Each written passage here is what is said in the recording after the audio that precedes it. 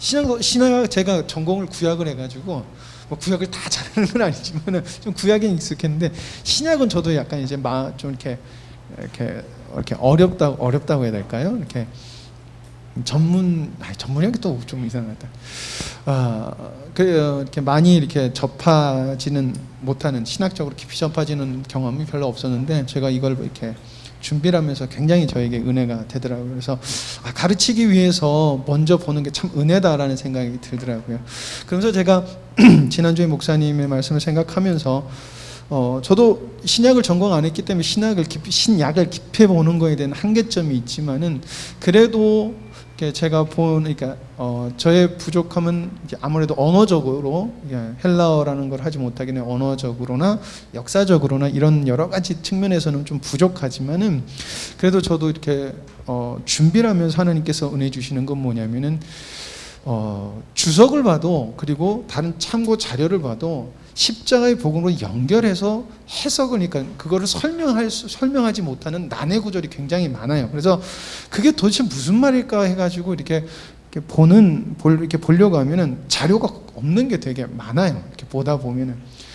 근데 이렇게 기도를 하면서, 이거를 처음 시작할 때 기도를 하면서 하나님 어떻게 했으면 좋겠습니까? 하나님 솔직히 부담은 좀 된다. 그래서 목사님이 그러시더라고요. 간단하게 하고 이렇게 넘어가라. 간단하게 우리가 이렇게 길잡이식으로 이렇게 짚고 넘어가면 좋을 것 같다라고 하는데, 시작하는 이게 준비하는 시간부터 굉장히 하나님께서 굉장히 은혜를 주시면서 이렇게 성경이 증언해야 돼요. 성경은 역사적 증거를 가지고 증언해서도 안 되고요. 성경은 어떤 과학적 사실을 가지고도 증언해서는 안 돼요. 왜냐하면은 성경은 과학을 포함하고 있고 넘어서고 있기 때문에 과학은 과학적으로 좀 보충 설명을 할 수도 설명할 수 있는 건 아니에요. 그리고 역사도 하나님은 역사의 알파와 오메가는 처음과 시작이라 해서 하나님은 끝이 나신 분인데 계속 역사적으로만 본다고 해도 문제가 생겨요. 인간의 시간적 관점을 가지고. 자, 그렇기 때문에 이걸 어떻게 해야 될까? 근데 어쨌든 성경이 증언해야 되는데, 그렇게 되면 성경이 구약을 보든 아니면 신약의 어떤 내용이든 모든 게 일맥상통하게 하나님의 창조 의도로 한 가지 이야기로 집중이 돼야 된다는 거예요. 무조건 그것을 증언해야 된다는 거예요. 그러니까 한 가지 사실을 증언해야 된다는 거예요. 근데 성경을 어디를 봐도 증언하는 게 뭐냐? 바로 예수 그리스도를 통한 하나님께서 이루신 십자가의 의도라는 거예요. 그리고 결국엔 다시 오시는 예수님이, 예수님이 우리가 first coming하고 second coming이라는 말을 쓰잖아요. 두 번째 오셨을 때는 예수님은 더 이상 구세주로 오시지 않으세요. 심판주로 오세요. 예, 우리는 그 주님을 다시 기다리는 시간 안에 있는 존재라는 거예요. 그렇기 때문에 구약 성경이든 신약 성경이든 우리한테는 언약적으로 다가와야 되는 것이고, 그리고 구약을 봐도 하나님의 의도가 보여야 되고요, 신약을 봐도 하나님의 의도가 보여야 돼요. 그러니까 우리가 한국이 신학적이고 신학과 신앙이 굉장히 발전을 했어요. 그러나 한국의 한계점은 무엇이냐면은, 이거는 많은 분들이 얘기를 하시는 거예요. 제가 얘기하는 것도 아니고, 무엇이냐면 우리 대한민국의 신앙이 그래도 이렇게 바르게 갈 수 있었던 것은 보수주의 신앙이 굉장히 강한 신앙이에요. 자유주의 신학이 아닌 진보 신학보다는 보수 신학이 강하기 때문에 다른 세상적인 것을 잘 안 받아들여요. 그리고 경건의 모습이 되게 많아요. 근데 문제는 경건의 모습이 많다 보니까 대신 바리새인들과 서기관들 같은 율법적인 신앙이 굉장히 잘 나올 수 있다는 거예요. 이 말은 뭐냐면, 여러분들이 그럼 나도 연구해야지, 목사님이 봤을 때 연구하니까 참 은혜가 되더라 라고 해서 책을 참고하실 때 이런 참고를 하셔야 된다는 거예요. 뭐냐면은, 여러분들이 책을 사서 읽는 대부분의 책들은 보수적인 신앙이 굉장히 많이 들어가 있는 신앙이에요. 이게 나쁘다고 얘기하는 게 아니에요. 그런데 거기는 결국엔 보수 신앙은 뭐냐면은 인간의 구원에 초점이 굉장히 맞춰져 있다는 거예요. 구원에. 그래서 구속사에 대한 그거에 초점이 맞춰져 있기 때문에 결국 하나님의 창조 의도를 보는 것은 한계점이 있어요. 그래서 여러분들이 책을 보실 때 그런 것들이 있고 막 연구를 해서 은혜 받았다고 가르칠 누구한테 나누고 싶을 때 우리가 생각해야 되는 게 뭐냐면은 이게 창조 의도에 맞는 건가 안 맞는 건가라는 것을 여러분들이 주님 앞에 기도해야 되고, 그리고 어떻게 보면 목사님과 교제를 나누면서 이게 맞는지 안 맞는지를 아셔야 된다는 거예요. 그렇게 여러분들이 성경을 이렇게 또 보시고 그런 또 이렇게 자료를 가지고 하시면은 또 주님께서 여러분들의 귀한 은혜를 또 주시고, 확실히 공부하는 사람 그리고 먼저 하는 사람이 제일 은혜가 되는 것 같아요. 그래서 제가 개인적으로 은혜가 된다는 것을 서두에 좀 길게 말씀을 드렸네요. 오늘 사복음서 5번째 시간 하겠습니다. 오늘 12제자를 할까, 사복음서 5번째 시간을 할까, 아니면 12제자를 다 하고 사복음서 12제자하고 사복음서 5를 할까. 그래서 그냥 결정을 해서 아이고 안 나왔구나. 그 누구도 아무도 말씀을 안 해주시면 저는 모릅니다.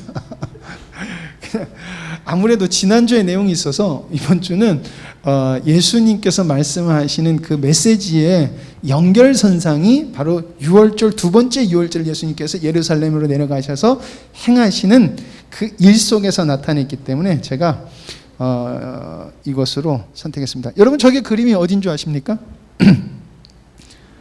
예, 여기 힌트, 여기 뭘까요? 예, 이 벳세다 연못. 예, 벳세다 연못이 저렇게 생겼습니다. 예, 이게 어떻게 되어 있냐면요, 여기서 한 이거보다 좀 더 깊었을 것 같아요. 저도 가봤거든요. 푹 들어가 있는 연못이 있어요.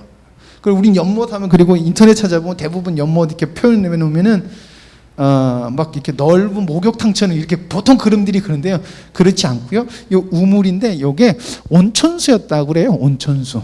온천수는 우리가 생각하는 게 뭐래? 힐링이잖아요. 그래서 온천수에 들어가서 몸이 낫고 뭐 이런 것 때문에 거기 전설이 생겼다라는 전설이 있어요.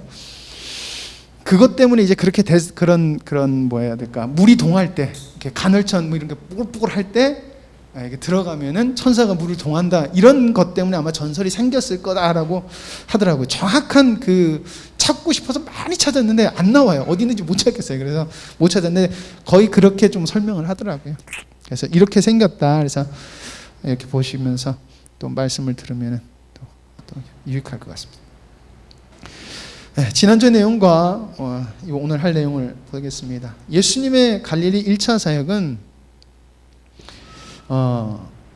왕의 신하를 고치는 것으로 시작된다고 했습니다. 근데 왕의 신하를 고칠 때 특징이 있는데, 분명히 예수님께서는 기쁜 마음으로 고쳐주시는 게 아니라 책망을 하시면서 고쳐주셨다는, 결국에 뭐냐면은 너희들은 나를 믿지 못한다라는 거예요. 내가 이러한 기적을 베품에도 나타냄에도 불구하고 너희는 내가 하는 말에 관심 있는 게 아니라 내가 하는 행위적인 기적만, 그러니까 쉽게 말하면 너희들에게 유익한 것만 자꾸 내게 원하고 진정한 내가 누군지 모른다라는 메시지를 그들에게 던진 것이고, 그게 결정적으로 나타난 그 모습이 바로 나사렛에서 예수님께서 이사야서 말씀을 낭독하시고 그게 응하였다 하고 그들을 책망했을 때 이 사람들이 분이 일어서 예수님을 죽이려고 했다는 거예요. 자, 그리고 그것에 대조되는 사건으로 가버나움에서 전도를 하시면서 다시 제자를 부르시고 치유하고 전도를 하세요. 거기서 4가지 사건이 뭐였어요? 문둥병이었고요, 그리고 중풍병이었고요, 그리고 마태를 부르시는 것과 금식 논쟁이었습니다. 예, 저도 잊어먹어요. 여러분들만 잊어먹는 게 아니라 저도 뭐 말씀을 듣다 보면, 그러니까 듣고 나서 그 다음 주는 잊어먹어요. 그래서 결국에는 뭐냐?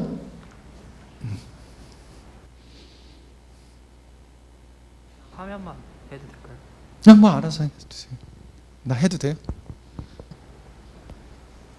네. 이 4사건은 결국에는 죄 용서에 관한 내용이었고, 그리고 죄 용서하는 것의 권세가 예수 그리스도께 있다라는 것을 예수님은 이 사건을 통해서 당신이 이사야서에서 말하고 있는 그 하나님이 보낼 자라는 메시아라는 것을 이 사건을 통해서 말씀하고 계신다는 거예요. 왜냐하면 그 당시에 죄로 인식돼서 온 벌을, 그리고 아픈 거, 아기 못 낳는 거, 이런 것들을 하나님의 저주라고 생각했어요, 이스라엘 사람들은. 왜냐하면은 하나님께 축복하실 때 자녀가 풍성할 것이며 너희들에게 아픔이 없을 것이며 이런 말씀들을 하셨기 때문에 아프면 무조건 죄인 취급을 했다는 거예요. 근데 죄인이라고 여기는 사람들에서 네 죄가 사였다 하니까 낳는 거는 결국에는 예수님은 죄를 사는 권세가 있다는 것을 증명하는 거예요. 예. 그러나 바리새인과 서기관들이 그것을 받아들이지 않았다는 거예요. 그리고 시간이 흘러서 배경이 예루살렘으로 옮겨가요. 왜냐하면 6월절이 되었기 때문에 성전으로 내려갔어야 되기 때문입니다. 그리고 나서 첫 번째 발생되는 사건이 바로 베데스다라는데 베세다의 연못의 기적이다라는 거예요. 그리고 이 기적을 베푸신 후에 예수님께서 자기를 배척하는 사람들에게 스스로 자증을 하세요. 자기를 스스로 증거하세요. 나는 이런 존재다라고 증거를 하시고요. 세 번째로는 타증. 성경에 나와 있는 것과 그리고 세례 요한의 사건 이런 것들을 말씀하시면서 타증, 그러니까 내가 당신 스스로가 아닌 다른 증거로 자신이 메시아인 것을 말씀해 주세요. 사모님 죄송한데 나 성경책 가져온다는 걸 깜빡 안 가졌어요. 거기 성경책 좀 갖다 주세요.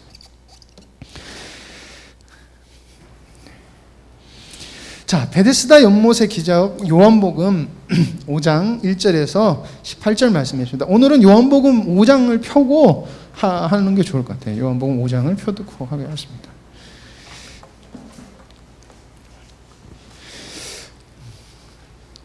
제가 여러분들에게 이해가 되기 편하기 위해서 꼭 대화 내용으로 이렇게 하는데 이게 좀 더 이해가 잘 되실 것 같아요. 자, 다 펴셨죠? 시작하겠습니다. 예수님께서 먼저 중풍병자에게 가세요. 거기 많은 사람들이 있었을 거예요. 근데 예수님이 이 중풍병자 중풍병이 아니라 38년 된 병, 이 사람이 무슨 병인지도 몰라요. 정확하게 말하고 있진 않아요. 근데 성경의 기록을 보니까, 역사적 기록을 이렇게 따져봤을 때는 거기에 있는 사람들이 아주 진짜 죽을 만큼 아픈 사람들이 많이 오지는 않았을 거예요. 중증이 아니라 한 경증쯤이었고 이 사람이 조금 더 심했을 거다라고 정도 얘기해요. 왜냐하면 스스로 연못에 들어갈 수 있는 힘이 없었을 거니까 이렇게 보고 있더라고요. 그래서 정확하게 무슨 병인지는 이렇게 이야기를 하고 있지는 않은 것으로 보여요. 근데 어쨌든 예수님께서 먼저 찾아가셔서 다짜고짜 이야기를 하세요. 내가 낫기를 원하느냐. 자, 그러니까 가만히 누워있던 사람이 예수님께서 어떤 사람이 와서 자기에게 너 낫고자 원하느냐라고 하니까 이 사람 생각에는 어떻게 이야기하겠어요? 물이 움직일 때 나를 넣어줄 사람이 없어서 나 저기 들어갈 수가 없어요 라고 하는 자기의 현실적인 대답을 그 사람에게 해요. 예수님께 해요. 예수님께서 내가 넣어줄게 라고 하시지 않고 이렇게 말씀하세요. 내 자리를 들고 걸어가라. 모르겠어요. 혹시 이 사람이 예수님을 알았는지 모르겠는데 어쨌든 이 사람이 내 자리를 들고 걸어가라 라는 이 말을 듣고 그렇게 해요. 그래서 요한복음 5장 11절에 그 사람이 곧 나아서 자리를 들고 걸어가니라. 이런 기적이 이루어져요. 언제? 언제라고 하는 건 나중에 되거나. 이런 것이 바로 베데스다 연못의 기적이에요. 자, 어떤 학자는 이렇게 보기도 한다고 그래요. 예수님은 그 사람이 믿음이 없는지 있는지들을 별로 상관하지 않으셨다는 거예요. 왜? 당신이 메시아인 것을 나타내고자 함이셨다라고 하는데 그럴 수도 있고요. 그리고 이 38년 된 병자를 고치신 날이 안식일이었어요. 안식일에 하지 말아야 될 것이 있는데 뭐예요? 노동을 하면 안 돼요. 근데 이거 안식일에 어떻게 보면 그 38년 된 병자한테 노동을 강요하신 것은 결국에 또 예수님이 누구냐는 것을 말씀하고 있다는 거예요. 그래서 우리가 보면은 계속해서 성경을 볼 때 무슨 병이 났다 그러면은 38년 된 병자의 믿음, 아니면은 너 누구누구의 믿음, 무슨 백부장의 믿음, 이렇게 이야기를 하는데 믿음, 하나님의 은혜는 믿음에 반응을 하지만 이 믿음이 은혜를 만들어내진 않아요. 은혜가 덮는 거지 이게 발동해서 이걸 움직이는 게 아니라는 거예요. 만약에 그렇다고 하면은 많은 사람들이 더 많이 고침을 받았어야 돼요. 예수님 많은 병자들을 고치셨지만 다 고치시진 또 않았거든요.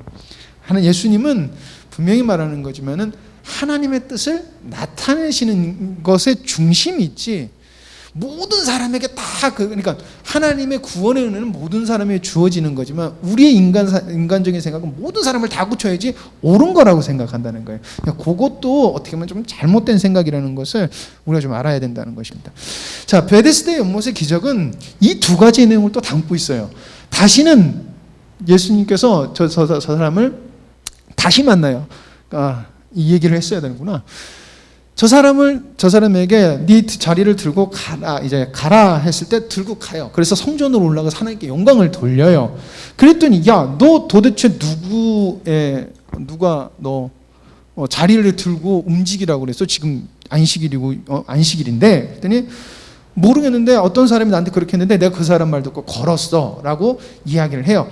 그리고 예수님은 그 사람이 헤어졌다가 다시 간 다음에 예수님께서 그 38년 된 병자를 만나서 하시는 말씀이 기쁘냐 이런 게 아니라 다시는 죄를 짓지 마라 라고 하는 것이었어요.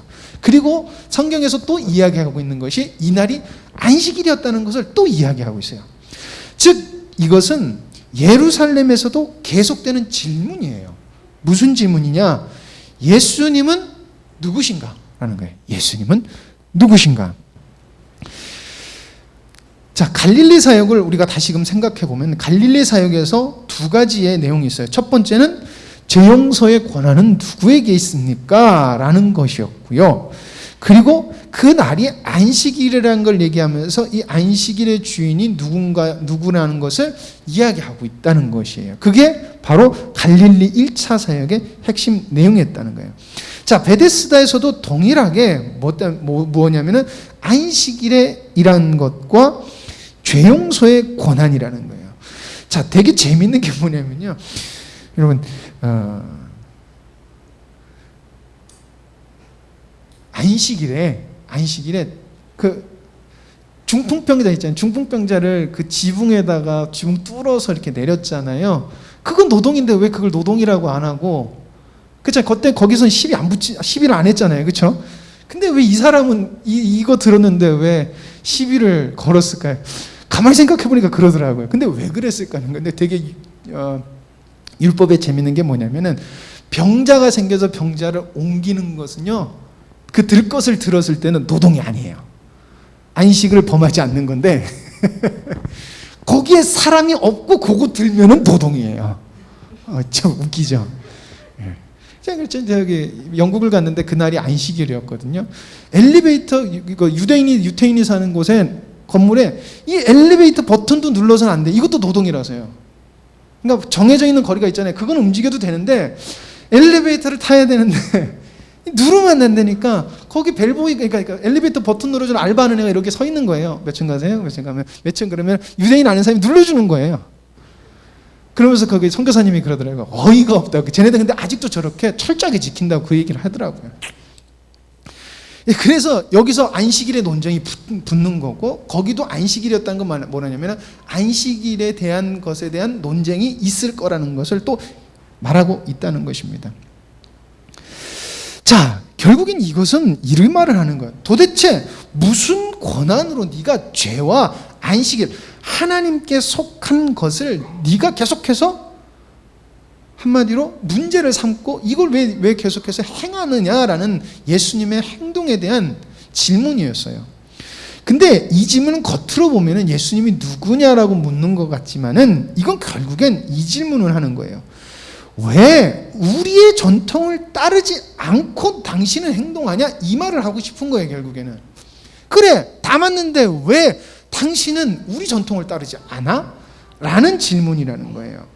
그러니까 네가 뭔데 도대체 지금 안식일에 자리를 들고 가라고 명령했어? 왜 그런 일을 행했어? 라고 하니까 예수님께서 말씀하시는 게 이거예요. 아버지께서 일하시니 나도 일한다라는 거예요. 자, 그럼 이 말은 뭐가 되냐면은 나는 하나님의 성자다. 결국엔 나는 하나님과 동등되다라는 거예요.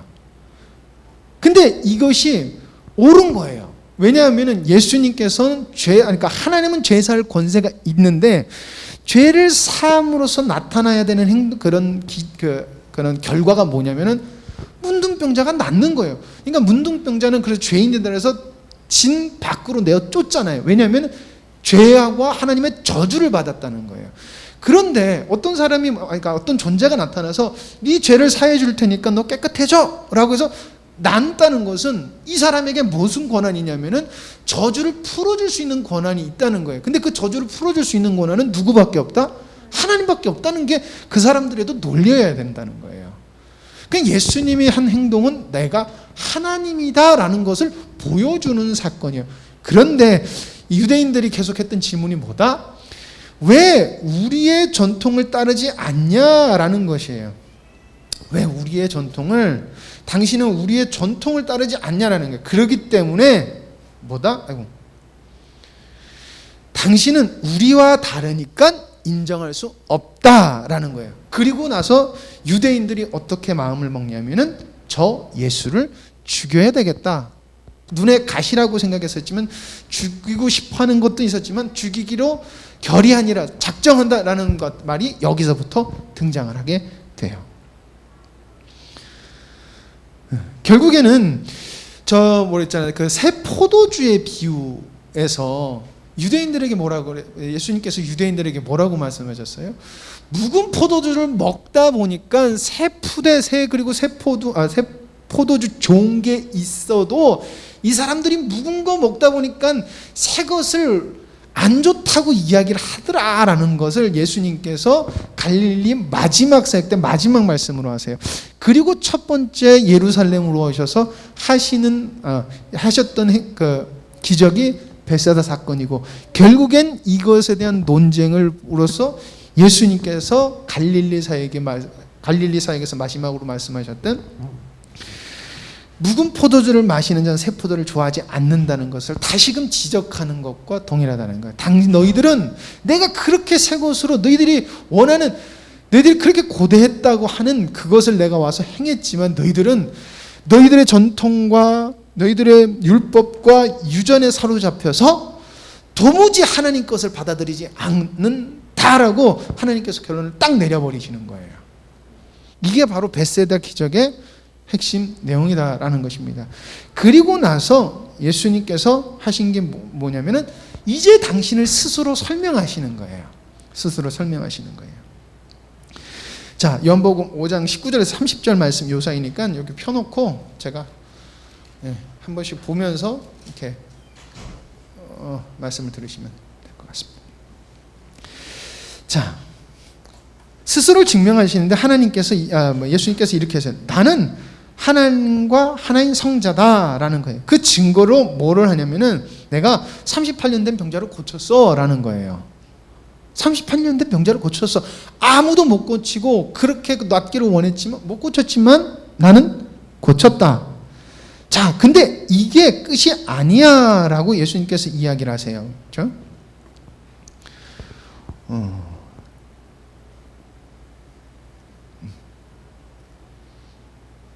20절에 보면은 하나님께서 아들을 사랑하사 자기가 행하시는 것을 다 아들에게 보이시고 또 그보다 더 큰 일을 보이사 너희로 놀랍게 여기게 하시리라, 이 말씀을 하세요. 근데 니들 진짜 지금 38년 된 병자 난 거 보고 놀랍지? 근데 하나님은 이것보다 더 놀라운 큰 일을 하나님은 이루실 거야 라고 하는데, 이게 바로 뭐냐면 생명에 관련된 건데, 이것은 예수 그리스도의 부활, 그리고 그 부활을 믿는 자는 부활에 참여하게 될 것이고, 그리고 부활에 참여하는 자는 생명, 하나님께서 주시는 생명을 얻을 것이야. 나로 말미암아 38년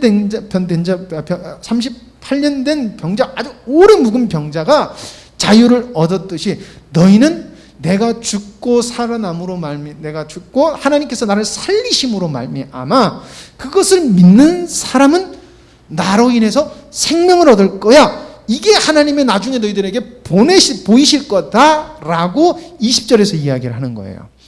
자, 그리고 나서 예수님께서 뭐라냐면, 그런데 그 생명을 나타내실, 나한테 큰일 하실 그 하나님이 나에게 무엇을 주셨냐면은 심판의 권한을 주셨다라는 거예요.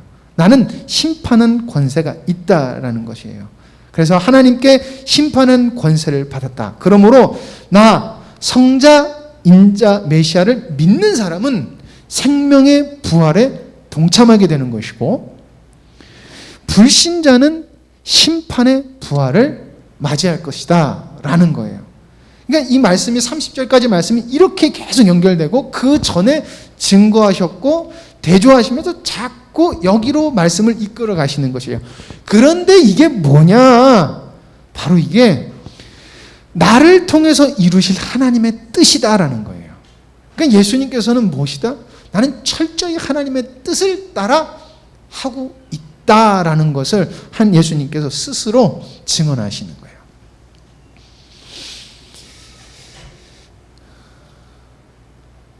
되게 천천히 하려고 하는데 아직도 빠르신가요? 네. 자, 그 다음에 이제 타증을 인용하세요. 31절에서 47절 말씀인데요. 증거를 첫 번째로 드는 것은 성부께서 나를 증언하신다는 거예요. 자, 37절입니다. 37절에 보면 또한 나를 보내신 아버지께서 친히 나를 위하여 증언하셨느니라. 너희는 아무 때에도 그 음성을 듣지 못하였고 그 형상을 보지 못하였으며 라고 그래요. 예수님께서 얘 내 아들이야 라고 이야기를 하신 사건이, 우리가 생각나는 사건이 세례 요한 때예요. 근데 세례 요한 때 다 들었을까 못 들었을까 정확하진 않지만 다 못 들었을 거라고 그래요. 근데 누구만 알아봤냐면은 세례 요한만이 알아봤을 거라고 그래요. 네, 세례 요한만 드는 걸로 해요. 왜냐면은 세례 요한이 누구냐는 것에 초점이 있어야 되고, 이게 중요한 거예요. 세례 요한은 예수님의 앞길을 예비한 사람이라는 거예요. 즉 하나님의 뜻인 메시아가, 하나님의 약속인 메시아가 오는 것을 열 사람으로서, 이 사람은 하나님의 뜻과 메시아를 기다리면서 하나님이 원하는 마음을 가지고 있었고 원하는 모습으로 서 있다 보니까 세례 요한이 예수님을 만났을 때 하늘이 열리고 하나님께서 말씀하시는 것 세례 요한은 들었어요. 왜냐하면 그 본다 그랬거든요. 세례 요한한테 예언이 그렇게 돼 있다고 그랬어요. 그리고 세례 요한이 들어요. 그리고 신약에 2번 정도가 더 등장을 하는데, 하나 뭐냐면 지난주에 말씀하셨던 제가 변화산 그 산보 있잖아요. 거기서 예수님 하나님과 대화하는 소리를 제자들이 들어요. 그리고 또 하나가 뭐냐면 요한복음 12장 28절에 헬라인들이 방문하는 사건이 있는데, 죄로 인해서 근데 거기서 사람들이 뭐라 그러면 이게 무슨 천둥 소리야? 이게 무슨 소리지? 이렇게만 들어요. 하나님의 소리는 못 듣고 이게 무슨 소리야? 이게 무슨 소리야? 이게 무슨 소리야? 이게 천둥 소리, 우리의 소리가 같고 몸 소리 같더라 이렇게 기록하는데, 이게 무슨 소리는 하는데 못 알아들어요. 근데 하나님을, 그러니까 그래서 하나님, 예수님께서 그렇게 하셨다라는 거예요. 성부께서. 자, 두 번째로는 세례 요한이 나를 증거했다라고 이야기를 하고 있어요. 너희가 요한에게 사람을 보내매 요한이 진리에 대하여 증언하였느니라. 쉽게 말하면 뭐냐면 나를 위해서 증언한 거야. 내가 메시아인 거 증거한 거야 라는 것입니다. 자, 세 번째가 예수님의 사역과 기적이에요. 기적이 그것이 증거다라는 거였어요. 네. 내게는 요한의 증거보다 더 큰 증거가 있으니 아버지는 그 역사가 아버지께서 나를 보내신 것을 나를 위하여 증언하신 것이요. 그래서 내가 한 하나님께 잠깐만, 이게 말 잘못 들어간 것 같은데 죄송합니다.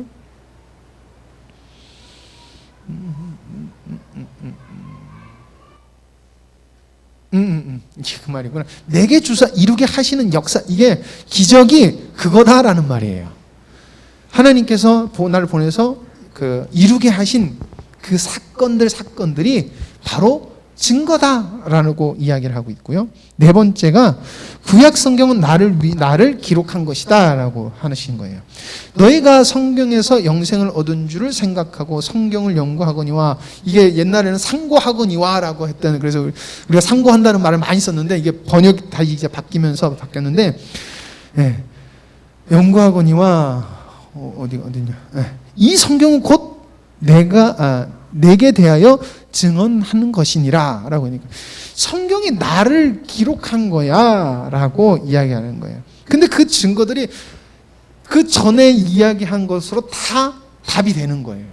그러니까 예수님이 행동하신 것을 증거로 삼는 것 같지만은 그 증거의 근원이 성경에 있고 세례 요한이 말한 것의 근거도 성경에 있고 하나님의 말씀에 다 있다는 거예요. 그러니까 결국에는 하나님의 말씀이 나를 기록한 것이 이게 증거다라는 것이고요. 다섯 번째, 모세가 기록한 모세오경, 그 사람들이 하나님의 말씀을 읽었던 모세오경이 나를 위해서 나를 기록한 너희들이, 왜냐하면 모세라는 것은 최고의 선지자로 보기 때문에 이 사람들은 모세의 율법하면 최고잖아요. 그러니까 모세를 최고의 선지자로 봤는데 모세가 나를 위해 증거한 거고 모세가 기록한 것도 다 나를 증언하는 것이야 라고 예수님께서 말씀하시는 거예요. 근데 그러면서 예수님께서 반대로 뭐라고 얘기하시냐면, 근데 너희들은 하나님의 음성을 듣지 못했어. 왜? 너희들이 죄에 있다 보니까 하나님의 음성을 들을 수가 없어. 그래서 그렇게 말씀하신 거예요. 아까 37절에 보면은 너희는 아무 때도 그 음성을 듣지 못하였고 그 형상을 보지 못하였으면 왜 못 봐요? 하나님의 형상을 보면 죄인은 죽거든요. 들을 수가 없거든요. 예, 그렇기 때문에 너희들은 못 들었어. 하나님 말씀했는데도 못 들었다라고 얘기하셨고, 그리고 세례 요한이 나를 증거했는데, 세례 요한이 여러분 등장해서 말씀을 전했을 때 바리새인들이 좀 이렇게 서로 이렇게 대립한 건 있지만은 세례 요한의 메시지에 굉장히 감동과 사람들이 많이 적극적으로 그 말을 들으려고 했다고 그래요. 그리고 바리새인들도 긍정적으로 봤다는 거예요. 근데 그 말씀을 그렇게 듣고 좋아했음에도 불구하고 너희들은 세례 요한이 말하는 그 핵심 메시지는 몰랐다라고 하는 거예요. 왜요? 그게 나를 증거한 건데 너희들이 그걸 몰랐다라고 예수님께서 반박을 하시고요. 그리고 예수님께서 기적과 사역을 한 건 그 전에도 계속해서 얘기했던, 너희들은 그냥 기적만 원하는 거야. 계속 기적 행해봐. 와, 멋지다. 기적 행해봐. 와, 대단하다. 너희들이 그렇다라고 하신 거고요. 자, 그리고 구약에서 상고하는데 너희들이 영생을 얻기 위해서 상고했는데 너희들은 말씀에 대한 무지가 너희 속에 있다라는 거예요. 그래서 이것에 대한 것을 또 어디서 찾아볼 수 있어요? 니고데모가 왔었을 때, 그 당시에 최고의 성경학자였던 니고데모가 왔었을 때도 예수님께서 영생의 거듭남에 대한 거듭남의 비밀에 대해서 얘기했었을 때 알아듣지 못했다는 것이에요. 그래서 너희들이 그렇게 성경을 봤지만 결국에는 너희들은 말씀을 알지 못한다라는 결론을 내리시고, 그리고 너희들은 모세의 율법을 안 믿는다라는 거예요. 너희들은 모세의 율법을 굉장히 세분화해서 618가지로 해서 지키는데도 불구하고 너희들은 모세의 율법을 안 믿는다. 모세의 말씀을 믿지 않는다라고 책망을 하세요. 자, 그러므로 스스로 증언하신 것에 대한 결론은 이렇게 5가지입니다. 첫 번째는 난 너희가 구원받기를 원한다는 것이에요. 34절, 그러나 나는 사람에게 증언을 취하지 아니하노니 다만 이 말을 하는 것은 너희로 구원받게 하려 함이라. 그러니까 그렇게 백척하고 어떻게 보면은 율법과 유전과 전통에 매여 있는 그들에게도 한 예수님께서 끝까지 보이신 것은 하나님의 사랑이라는 거예요. 난 너희들이 구원받기를 원한다라고 예수님께서 말씀하세요. 자, 두 번째는 그런데 너희 속에 말씀이 거하지 않는구나라는 거야. 너희 속에 말씀이 거하지 않는구나. 그러나 너희가 영생을 얻기 위하여 내게 오기를 원하지 아니하는도다. 그러니까 여기부터 읽어야 되겠구나. 39절, 너희가 성경에서 영생을 얻는 줄 생각하고 성경을 연구하거니와 이 성경은 곧 내게 대하여 증언하는 것이니라. 그러나 너희가 영생을 얻기 위하여 내게 오기를 원하지 아니하는도다. 결국엔 뭐예요? 너희 속에는 말씀이 거하지 않고 있구나 라고 말씀하시는 거예요. 그렇기 때문에 너희들의 모습은 뭐다? 너희는 하나님을 사랑하지 않아. 42절입니다. 다만 하나님을 사랑하는 것이 너희 속에 없음을 알았노라. 근데 왜 너희 속에 하나님을 사랑함이 없니? 그것은 바로 41절에 이렇게 말하고 있습니다. 너희는 아니구나. 45절입니다. 45절. 죄송합니다. 40.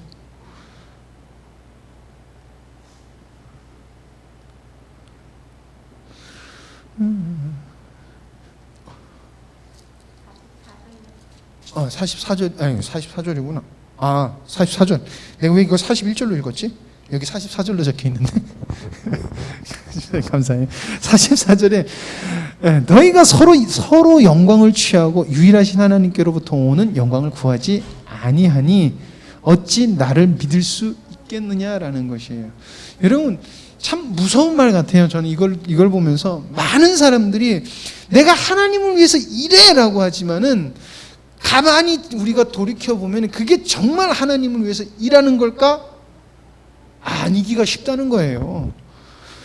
열심히 일하는 사람일수록 굉장히 조심해야 되는 게 뭐냐면은 부지런하고 열심히 있는 사람은 원래 열심히 하는 것을 좋아해요. 안 그래요? 그러면 자기가 어떤 일을 할 때 그걸 굉장히 잘하고 그걸 좋아해서 하는 줄 착각하기가 굉장히 쉬워요. 바리새인들과 서기관들이 그랬다는 거예요. 이 사람들은 정말 열심으로 했어요. 근데 알고 봤더니 뭐라는 거예요? 하나님의 말씀이 거하지 않으니까 너희들이 하는 행동이 하나님을 사랑하지 않고 하나님께 영광 돌리는 것이 아니라 니들 스스로 아이고 영광스러워라. 그래 니들끼리 주고받고 하고 있네 라고 예수님께서 이야기하시는 거예요. 그러므로 마지막으로 예수님께서 말씀하시는 게 뭐예요? 너희는 너희의 율법, 전통, 유전 때문에 망한다라고 하는 거예요. 45절에 예수님께서 이래요. 내가 너희를 아버지께 고발할까 생각하지 말라. 너희를 고발하는 이가 있으니 곧 너희가 바라는 자 모세니라. 이게 무슨 말이냐면은 너희들이 율법 갖고 자꾸 이야기를 하는데 지금 너희들 안에 하나님의 율법이 없어 라고 이야기하는 거예요. 그러다 보니까 너희들은 하나님을 율법을 예수님께서 하나님의 율법은 뭐라 그랬어요? 하나님이 원하시는 율법은 뭐라 그랬어요? 하나님을 사랑하라. 그리고 내 이웃을 사랑하라. 이게 율법이라고 그랬어요. 근데 이 사람들이 하나님을 사랑해요? 하나님을 사랑하지 않아요. 자기 영광만을 취해서 하래요. 그러니까 이게 결론적으로 그들의 마음이라는 것을 보여주는 것이라는 거예요. 그러니까 그들의 마음에 하나님의 율법이 없으니까 어떤 결과가 있냐면 자기네들이 그렇게 열심내서 지키던 그 율법들이 이 사람들을 고발하는 거예요. 얘네들이 아무것도 몰라요. 얘네들은 하나님의 말씀을 지키지 않고 있어요. 자기들이 그렇게 사랑하는 율법이 자기들을 고발한다는 거예요. 고발당한다는 거예요. 예수님께서 고발하지 않은 거예요. 자기 스스로 하나님을 쉽게 말하면은 하나님의 말씀을 거하지 않고 그리고 하나님을 사랑하지 않고 왜 사랑하지 않았어요? 너희들이 영광만을 위해서 살아가다 보니까 내 말이 너희 안에 거하지 아니하고 내 말은 결국에 하나님을 사랑하라는 율법의 모든 핵심은 그건데 너희들은 하나님을 사랑하지 않았기 때문에 나를 보지 못해. 그래서 내가 너희들을 벌을 준다고? 아니, 하나님께서 말씀하시는 너희들이 그렇게 좋다고 했던 그 모세 율법이 너희들 스스로를 고발하는 거야. 왜? 그 핵심 내용을 보지 않고 너희들은 너희들을 위하여서 살아갔기 때문에 라고 하는 것이 예수님께서 두 번째 예루살렘으로 오셔서 그들의 죄악성과 너희들이 결국엔 멸망받을 수 없는 이유가 너희들에게 있다라는 것을 예수님께서 강력하게 말씀하시고 있는 걸로 6월절의 내용이 끝이 납니다. 좀 어려우셨을 것 같아요. 되게 이렇게 복잡한데 결국엔 핵심 내용은 계속 말씀하셨던 것은 예수님의 모든 것은 하나님께 권한을 받은 것이고 하나님께서 이 땅에 보내셔서 예수님은 하나님의 뜻을 이루신 거예요. 그런데 하나님을 바라는 자는 예수님이 보이는 거예요. 그러나 하나님을 바라보지 않고 하나님을 자기를 위해 살아가는 사람은 예수님의 기적만 보이고 결국엔 예수님을 보지 못해요. 그러면 결국에 그들에게 얻어지는 것은 구원이 아닌 멸망이라는 거예요. 우리가 단순히 예수님 믿으면 천국 가라는 것은 굉장히 단순한 논리지만은 단순하지 않아요. 하나님의 언약이 들어가 있다는 거예요. 어제 중고등부하고도 말씀을 나눠준 게 우리도 언약 백성이라는 것을 잊고 살아요. 지금 여러분들은 옛날에 유대인들이 자기들이 언약 백성이다라고 그렇게 자부심을 가지고 살았듯이 우리는 언약 백성이라고 생각을 안 하고 살아요. 우리 그냥 구원받은 하나님의 자녀 백성 이렇게 생각하시는데 우리도 언약 백성이에요. 하나님의 언약으로 우리가 구원을 얻었고 그리고 그 언약 구원받은 백성에게는 하나님께서 예수 그리스도를 통해서 이 땅에서 이기는 힘과 모든 것을 이기는 생명의 능력을 주시겠다라고 하는 그 약속이 우리에게도 언약으로 계속해서 유효한 게 지금 우리예요. 그럼 결국에 우리가 언약 백성이라면 반드시 무엇을 누려야 된다는 거예요? 예수 그리스도가 오심으로 말미암아 하나님께서 우리에게 주신 선물, 그 성령의 신령한 은사들 그리고 하나님의 생명을 우리가 가지고 있어야 된다는 거예요. 단순히 교회에 나와서 섬기는 것은 그거는 믿는 사람은 어떻게 보면 당연한 것이고 정말 우리가 가져야 되는 것은 예수 그리스도를 통하여 이루신 하나님의 뜻들, 우리에게 주신 하나님의 선물들, 은혜들, 생명 이것을 우리가 언약 백성으로 소유하고 있구나라는 그 마음의 감동이 있어야 될 줄 믿습니다. 기도하시겠습니다.